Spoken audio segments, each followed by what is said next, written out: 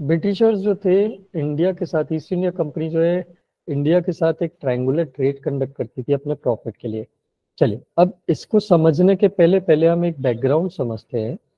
East India company जो थी ये इंडिया में आके जब ये सेट हुई थी तो इसने, आपको पता होगा, पहले काफ़ी सारी कन्फ्लिक्ट में फंसी, काफ़ी सारे इन्वेस्टमेंट करे, काफ़ी सारे इसने वॉर में भी फंसी ईस्ट इंडिया कंपनी। तो it was previously taking money from British crown. And British crown जो है ये ईस्ट इंडिया कंपनी जब भी ट्रेड एक्सपांड करने की बात करती थी तो उसके लिए एडिशनल मनी की नीड होती है। अगर आपको ट्रेडिंग करना हो तो ट्रेडिंग के लिए यू रिक्वायर सम इन्वेस्टमेंट, कि आप पहले कुछ पैसे से कुछ सामान खरीदो और फिर सामान को जाके कुछ मार्जिन ऐड करके और उसको सेल करो।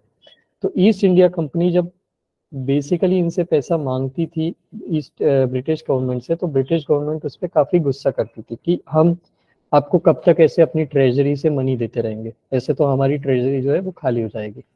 और ईस्ट इंडिया कंपनी इंडिया में क्यों आई थी या एशिया में क्यों आई थी? ट्रेडिंग के लिए, कि यहाँ पे हम आएंगे, सेट करेंगे अपनी फैक्ट्री। क्योंकि रीज़न वॉज हमारी काफ़ी सारी जो चीज़ें थी वो यूरोप में कंज्यूम होती थी, जैसे कि स्पाइसेस हो गया, जैसे कि टी हो गया। लेकिन अभी हम बात कर रहे हैं पीरियड के 1750s के अराउंड की, आप मान के चलिए हम बात कर रहे हैं 1750 से 80s तक की। इस पीरियड में हमारे यहाँ अभी टी के प्लांटेशन नहीं लगे हैं। तो काफ़ी सारी कमोडिटीज़ जो है ईस्ट इंडिया कंपनी को दूसरे रीजन से खरीदनी पड़ती थी, जैसे कि China. T was the most loved community in Europe. T and spices दो कमोडिटीज थी जो यूरोप में बहुत ज़्यादा सेल होती थी। तो इंडिया से और चाइना से पूरी की पूरी टी आती थी नियरली। उस टाइम हमारे हमारे इंडिया में टी प्लांटेशन ब्रिटिशर्स ने डेवलप नहीं करे थे दार्जिलिंग वगैरह में। तो वो सेट कर लेंगे उसके बाद तो कहानी बदल जाएगी, लेकिन जब तक सेट नहीं हुए तब तक ईस्ट इंडिया कंपनी को चाइना से टी खरीदनी पड़ती थी और जाके इंग्लैंड में सेल करती थी। और बेसिकली उसके लिए पैसे कहाँ से आते थे? तो वो ब्रिटिश गवर्नमेंट की ट्रेजरी से वो पैसे निकाल के वो चाइना को पे करती थी, उनसे लोन या लेके या फिर उनसे कुछ भी मनी लेके।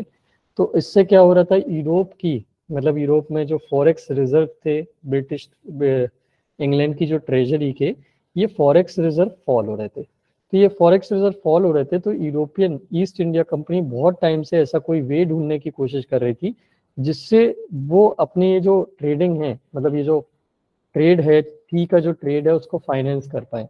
तो उसके लिए उन्होंने क्या करा, उनके लिए उसने एक ट्रिक लगाई। हमारे इंडिया में ओपियम होता था, ओपियम ग्रो होता था, और हमारे इंडिया में आइवरी, आइवरी बेसिकली एक एनिमल कहना चाहिए प्रोडक्ट है जो चाइना में काफ़ी डिमांड में हुआ करता था और चाइना में बहुत कम हुआ करता था। So what England used to do, what East India Company started was, Calcutta से ये क्या करते थे, ये Calcutta was a port at the time, our chief port.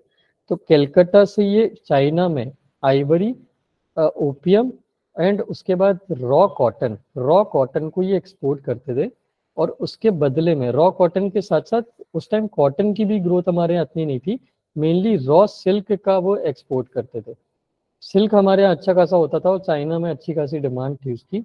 तो ये चाइना मतलब कैंटोन में एक्सपोर्ट करते थे और बदले में इनसे एक्सचेंज करते थे टी को। अब ये जो आइवरी, रॉ सिल्क और ओपियम है, ये गवर्नमेंट अपने सुपरविजन में east India company revenue assessment के फॉर्म में लेती थी। और बहुत कम रेट पे या बहुत कम चार्ज पे और कभी कभी तो ना के बराबर नॉमिनल चार्जेस पे हमारे पीजेंट से लेती थी और उसको एक्सचेंज कर देती थी टी से। सिंस कैंटोन में ये बहुत डिमांड में था, इसलिए कैंटोन में चाइना में ये बहुत इजीली बाय आउट हो जाता था या ले लेते थे, और टी उनको बदले में ले लेते थे, दे देते थे ईस्ट इंडिया कंपनी को।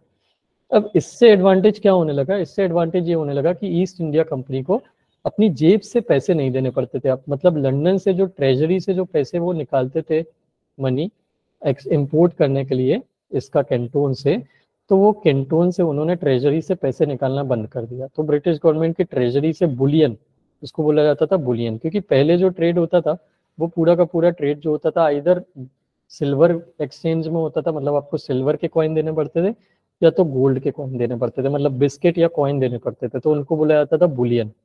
तो ये बुलियन का ट्रेड खत्म हो गया। तो इससे इंग्लैंड का गोल्ड और सिल्वर का जो बेसिकली लॉस हो रहा था वो लॉस होना बंद हो गया।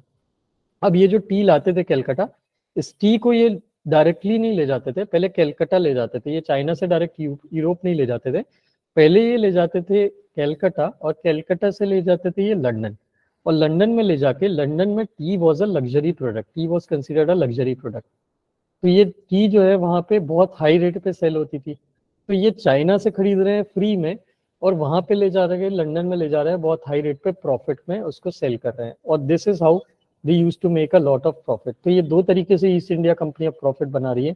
एक तो ये डायरेक्टली जो इनको सेल कर रहे हैं, इसको एक्सचेंज कर रहे हैं, उससे उनको टी फ्री में मिल रही है, और दूसरा उसको वो बहुत हाई रेट पे सेल कर रहे हैं लंदन में ले जाके, तो इनको बहुत हाई रेट पे वहाँ पे प्रॉफिट मिल रहा है। तो एक तो इनको प्रॉफिट अर्न हो रहा है, और दूसरा ये रेमिटेंस यहाँ से ला रहे हैं लंदन से, ईस्ट इंडिया कंपनी अपने यहाँ पे वापस। तो ये इनके बहुत हाई रेट में उनकी अर्निंग जो है यहाँ पे बढ़ गई। तो ये ट्रेडिंग का बेनिफिट मिलना किसको चाहिए था, इंडिया को, लेकिन ईस्ट इंडिया कंपनी को यहाँ से प्रॉफिट का एक सोर्स मिल गया, और यहाँ से प्रॉफिट अर्न करके ये ट्रायंगुलर ट्रेड से ये बहुत हाई अमाउंट में प्रॉफिट कंडक्ट करने लगे।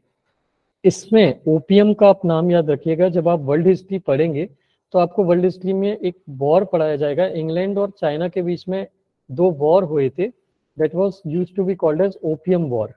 ये ओपीएम वॉर क्यों हुए थे, क्योंकि चाइना गवर्नमेंट ने जो है ये ओपीएम को बैन करके रखा था। चाइनीज गवर्नमेंट जो थी, मतलब चाइनीज एम्परर जो थे, उनको ये पता था कि ओपीएम से कल्चर जो है खराब होता है, हमारे बच्चे जो है बिगड़ते हैं, तो इसलिए उन्होंने ओपीएम का कल्टीवेशन और इंपोर्ट दोनों बैन करके रखा था। लेकिन ब्रिटिशर्स, ओपीएम का सबसे ज्यादा वैल्यू ओपीएम की होती थी चाइना के पोर्ट पे ट्रेडर्स के बीच में, तो ओपीएम को वो चोरी छुपे एक्सपोर्ट किया करते थे चाइना में।